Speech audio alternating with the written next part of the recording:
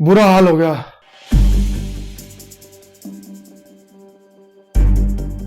दिवाली के बाद हर साल एक काला धुआं हमारे शहर को घेर लेता है, लेकिन इस साल तो हद ही हो गई। The pollution level is 12 times more than the safe level.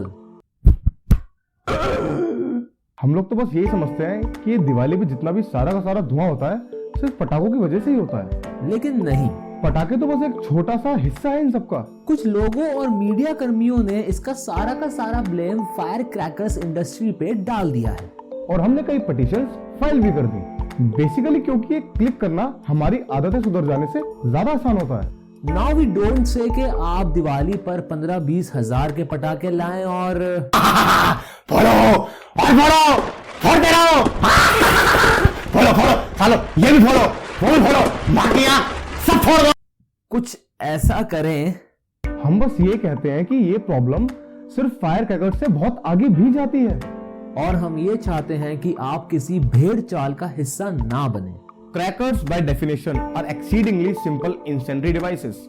उनमें 50% से ज्यादा वजन तो लगभग पेपर का होता है, then carbon, potassium nitrate, sulphur, oh fuck. आम भाषा में बोले तो पोटेशियम नाइट्रेट के अलावा पटाखे उतना ही प्रदूषण क्रिएट करते हैं जितना कोई और रिफाइंड फ्यूल करता है, लेकिन वो बहुत ज्यादा हार्मफुल होता है।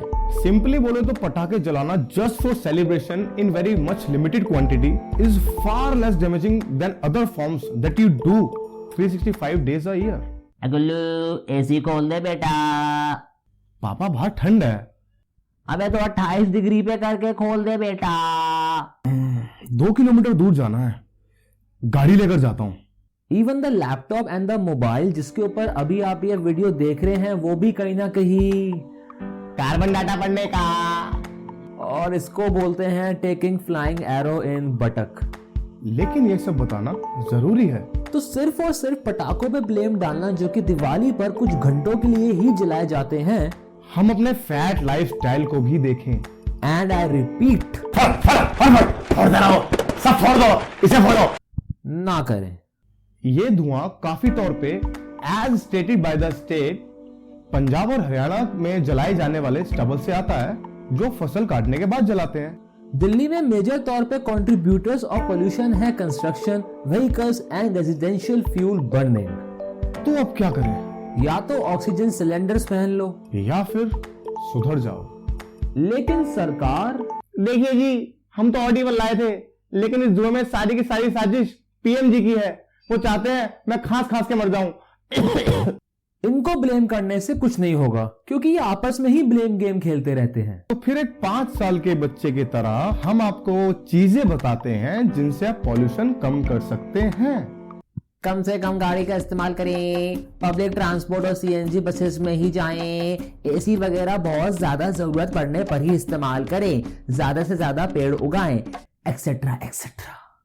लेकिन हम हर चीज सरकार पर डाल देंगे क्योंकि हम तो हम हैं। खुद पटाखे फोड़ोगे, स्टबल जलाओगे, थोड़े से दूर जाने के लिए मोटर व्हीकल का इस्तेमाल करोगे, महंगे फोन लोगे शो ऑफ करने के लिए, पानी और बिजली को भी वेस्ट करोगे क्योंकि हम हैं।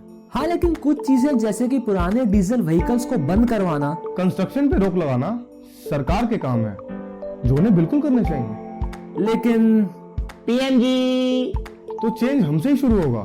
आप खुद सोच लें कि आप कुछ सालों के बाद छोटे छोटे बच्चों की पीठ पे स्कूल बैग देखना चाहते हैं या फिर ऑक्सीजन के सिलेंडर्स। आप क्या चाहते हैं, फेक लाइफस्टाइल या अपनी लाइफ को जीने लायक बनाना? आपकी बाइक या कार में तफरीह ज्यादा जरूरी या फिर हमारा भविष्य? फैसला आपका, क्योंकि देश भी आपका।